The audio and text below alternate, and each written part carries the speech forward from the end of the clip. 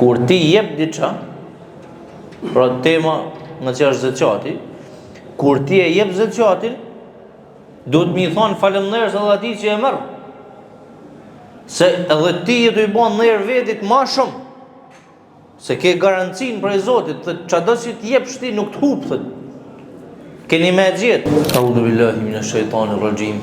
Bismillahirrahmanirrahim. Alhamdulillahi rabbil alamin, wa salatu wa salamu ala rasulina Muhammedin wa ala alihi wa ashabihi ajma'in. Falënderimet, madhështia, adhurimet e sinqerta takojnë Allahut fuqiplot, krijuesit gjithësisë. Atë e falenderojmë, vetëm prej Tij ndihmë kërkojmë, vetëm prej Allahut ndihmë kërkojmë, vetëm Atij i nënshtrohna edhe i kërkojmë udhëzim, se kë udhëzon Allahu në rrugën e drejtë nuk ka kush e devijon. Dhe kë e devijon Allahu nga rruga e drejtë nuk ka kush e udhëzon tjetër përposhtë Tij.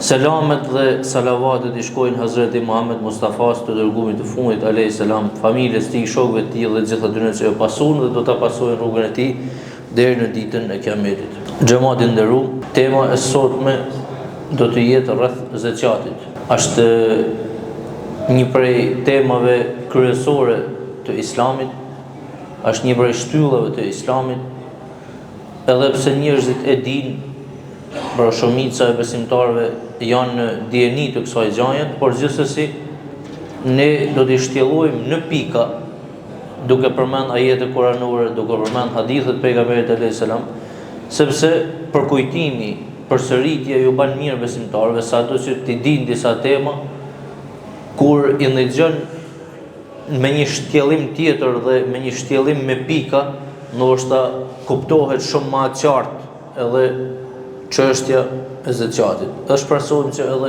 dersi i sotëm të jetë i tillë. Allahu Azza wa Jall në Kur'anin e Kerim ka urdhëruar kështu: Bismillahirrahmanirrahim. Wa aqimus salata wa atuz zakata wa ma tuqaddimu li anfusikum min khairin tajiduhu 'inda Allah. Inna Allaha bima ta'maluna basir. Ka dhënë dy urdhra. Ka thënë faleni namazin, jepeni zeqatin, dhe çfarë do të mirë që e bani, e përgatitni për veten tuaj, atë e gjeni te Allahu. S'ka dyshim se Allahu çdo veprim tuajin e shef. Pra, këtu ka dhënë urdhën me fal namazin, ka dhënë urdhën me dhënë zeqatin, edhe ka dhënë një garanci.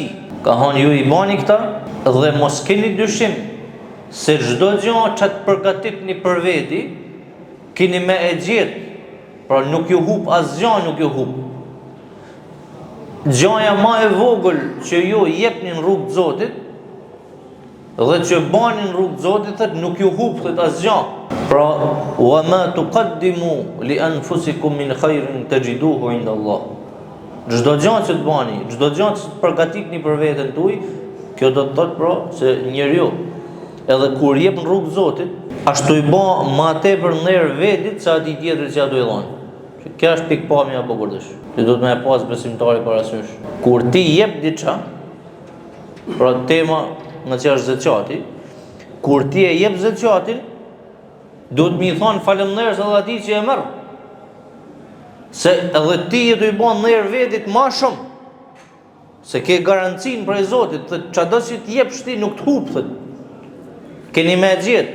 Pejgamberi Muhammed sallallahu alaihi wasallam ka thënë: Allahu ju a ka bën farz zeqatin për ta pastruar pjesën e mbetur të pasunisë. Dikush mund të thojë: jo, unë kam fituar me halal, unë s'kam nevojë me pastru pasuninë, do të thonë zeqat.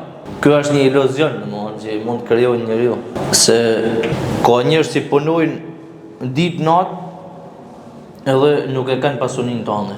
Po ata, nuk e kanë halal ata? A se kanë me djerës ata? Po ty, Zoti xhaleshanuhu ti hapi rrugët. Ty, ato të sprovu me diça që nuk e ka sprovu këtë tjetërin. Pra mos mendojmë se është vetëm mirësi pasunia, është sprov në të njëjtën kohë. Pra është edhe mirësi, po është edhe sprov.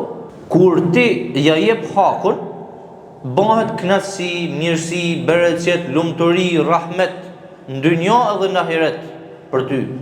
në qovë se jahan hakun asaj pasunis, në qovë se e tradhton amanetin që ta ka dhënë Zoti ty me e majt në jetën e kësaj bote, atëherë as këtu nuk e shijon dhe në heret është hesab tjetër më nej.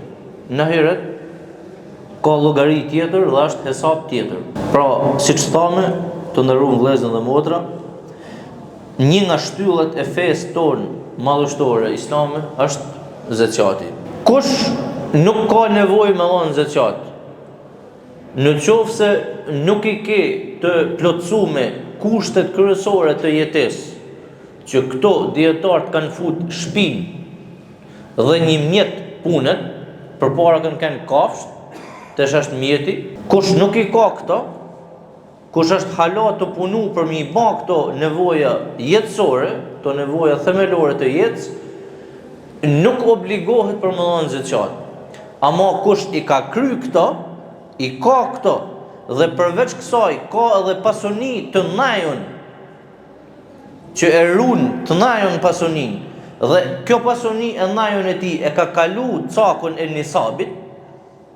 Kjo cakun e nisabit mund të thoni jo sa është, kjo matet me gram arit, por është e lehtë mu gjetë, domethënë bashkësia përkatëse që është në këtë vend e cakton. Thot për shembull, nisabi është 4.000 euro. Pra në Shqipëni është 5.600 euro për shembull, bëmi impostit najna, do të më dhënë zeqatin e tyne. Këto mund t'jenë manel. Pra këtë e mësoni ju vetë këtu, si jetoni. Ky është për kufizimi, një 1/14 e pasunisë najon, masi i ke kry gjanat themelore të jetës tande.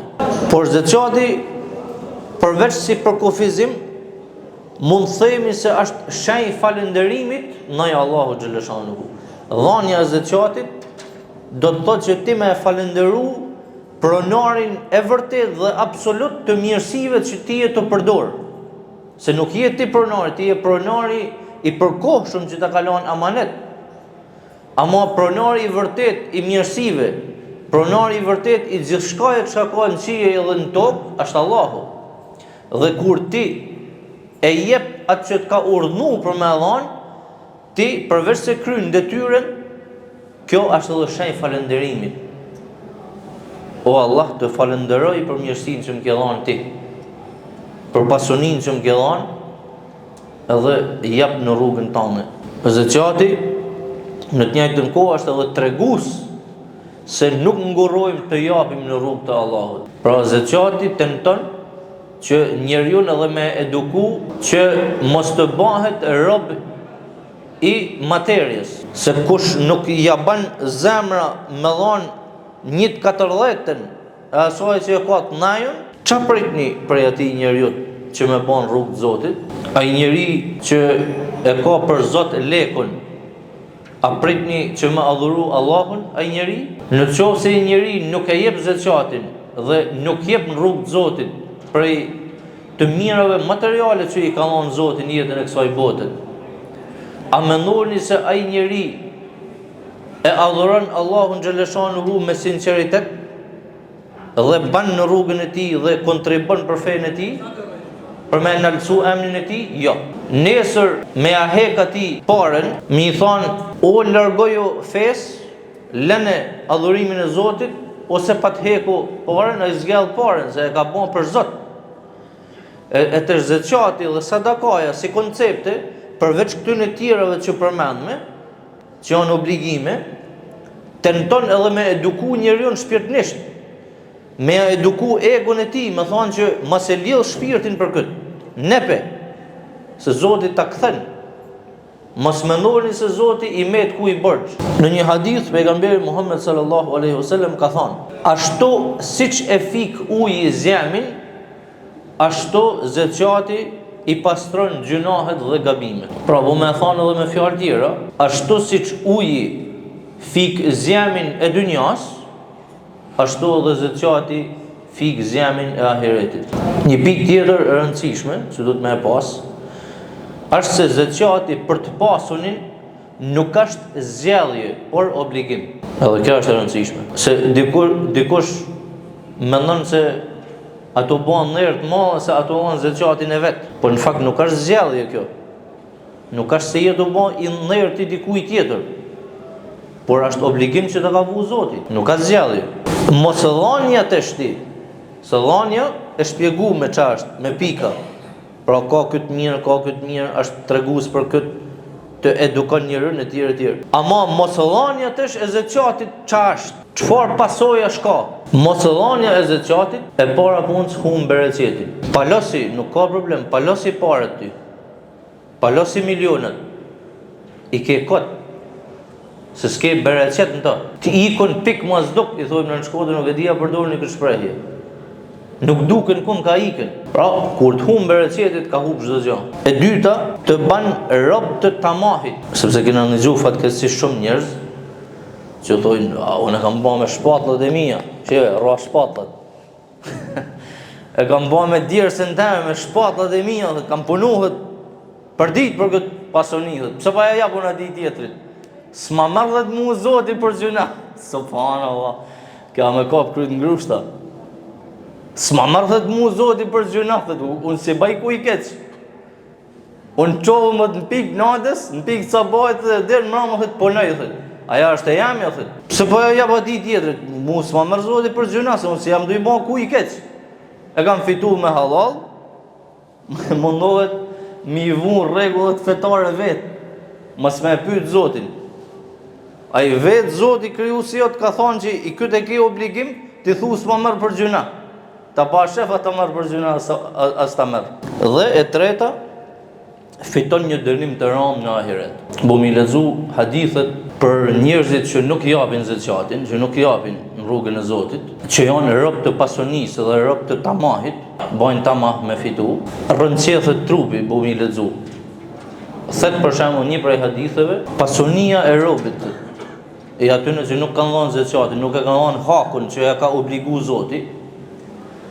Pasonia e robit në ditën e gjykimit ka me ardhë në formën e një gjarpnit, edhe ka me u pështjellë për fyt robit njeriu, edhe masi ti pështjellet për fyt, kryti i gjarpnit ka me kanë ball për ball me robin. Edhe ka me sulmu vazhdimisht, ka me hangër, ka me picku. E një herë me përjetu robi edhe këtë në dynja edhe është të merë. Lene ma me përjetu në ahiret këto lloj dënimesh. Një hadith tjetër thët, dinari, pra ari që mledhë robi edhe nuk ja jep hakun, se nuk thët, Islami nuk thët mas mledhë pare, mas u bani pasën. E motivon njeriun për me fitu, e motivon për me punu, e motivon mas me naj kot. Islami nuk i den njerëz demela, që i gjenë klef demelizmit vetë, thët, unë nuk jam thët rëb të mahqarë, thët. Ashtë demel në fakt, po thët nuk jam rëb të mahqarë, nuk... Ja, Islami nuk është as këshu, është mesatare, thët, ban pasuni, po në, motivu, mos rikot, a mo të njëjtën kohë, ne pe këtë që ta është obligu, se ta ka obligu vetë Zoti. E të shkalojmë të kjo hadithi, thët, arin thët që jam ledhë robi dhe nuk ja jep hakun që ja ka obligu Zoti, nesër në ditën e gjykimit, në ahiret, thët, ka me u nxeh në zjem, si që nxehen metalet, si që shkrihen metalet sot në temperatura shumë të larta të zjemit, edhe njashtu thët si ashtë, si që bojnë disa për shembull edhe në jetën e kësaj botit, si që kanë pas dënime disa që e kanë nxeh thikën në zjem shumë, derisa akuq thika edhe ja kanë njesh për trup njeriut, njashtu thët edhe ata Napoleonët e arit thët, kanë mi hell në zjem, mi skuq edhe me angull robit që i kam ledhë dhe që ka thonë hakun. Aja vlen, se nuk ka të thonë kush rrej pa hangër, edhe jep në rrugë Zotit. Ti njët pasunit dhajën që e ke në një stek, në binjit 14.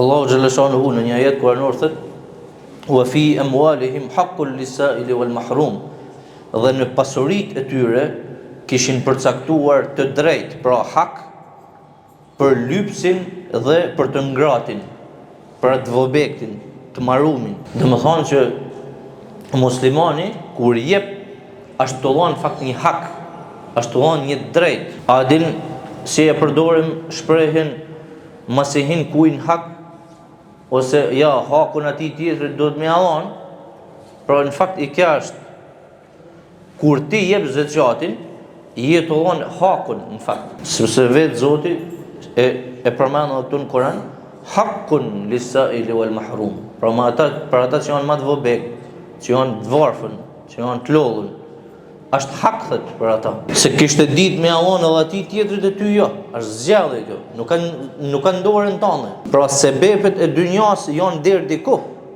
por përcaktimi final është i Zotit. Kush me fitu pasuni e kush jo. I 100 vetë nisen me bën të njëjtën punë, 10 janë të suksesshëm. Të shti këta, i banën sebepet edhe këta, po ty të Allah Zoti këtyne i sprovoj me diçka tjetër. Gjithashtu, një pikë tjetër që duhet me pas parasysh na, është se zakati krijon dashamirësi mes njerëzve, bashkon zemrat, forcon vëllazërinë dhe krijon unitet në shoqëri. Pra edhe këtë e ka marrë parasysh Islami, se e kena thonë shpesh herë në derse që kanë kalu. Islami vendimet që i merr, pra që i ka caktuar Zoti dhe pejgamberi i tij, janë shumë dimensionale. Nuk janë të ngushta vetëm në një dimension me kry këtë punë, ta dimensionet tjera i lënë. Edhe zakati është shumë dimensional. Ka edhe aspektin personal që lidhet me vetë robin, ama ka edhe aspektin social që krijon unitet dhe nuk krijon humnera, gremina të mëdha mes njerëzve, mes të pasunve dhe të varfërve, siç bëhet sot. Pra miliarderët e botës sot janë 1%. Dhe paret që e kanë miliarderët e botës sot në kontot e tyre, në llogaritë e tyre, janë rrezik 50% e pasunisë të botës krejt. Pra e ka 1% kanë 50%.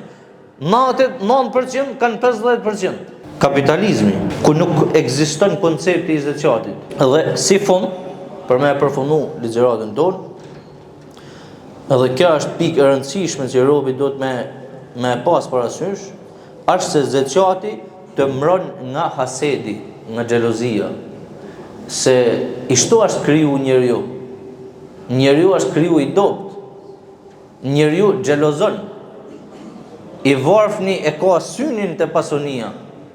Ama hasedi dhe xhelozia e dëmton atë që e ka mirësinë, sepse është pse e knojmë në surën Felek edhe surën Nas. Pra në surën Felek si marrën wa min sharri hasidin idha hasad. Fillon mbrohem me Zotin e agimit prej këtij dhe prej atij thotë që xhelozon. Me Kur'an është fakt se xhelozia të dëmton. Dhe mu rujt prej këtij dëmtimit, të shkruat dimension prap tjetër, për mu rujt prej dëmtimit të xhelozisë, ti kur e jep zakatin, ja fiton edhe zemrën atij si ja jep. Edhe nuk xhelozon më, sepse e mund duke i dhënë. Allahu xhaleshanu na bën për atyre që japin rrugën e tij. Në qoftë se ne na jep pasuni aq sa me u obligu na për me dhënë zakat, Allahu na bën për atyre që japin zakatin gjatë gjithë jetës, pa e hangër hakun, por edhe në qoftë se nuk jena në atë nivelin për me dhënë zakat, secili prej nesh mundet me dhënë sadaka, sa do e vogël që të jetë, sepse kjo ka të mira të pafundme në çdo dimension, qoftë personal, qoftë shoqëror, qoftë të dynjas dhe qoftë të ahiretit. Me kaq e mbyllim duke falendëruar Allahun dhe duke kërkuar mirësitë e tij në dynjën dhe në ahiret. Amin. Alhamdulillahi rabbil alamin. Al-Fatiha.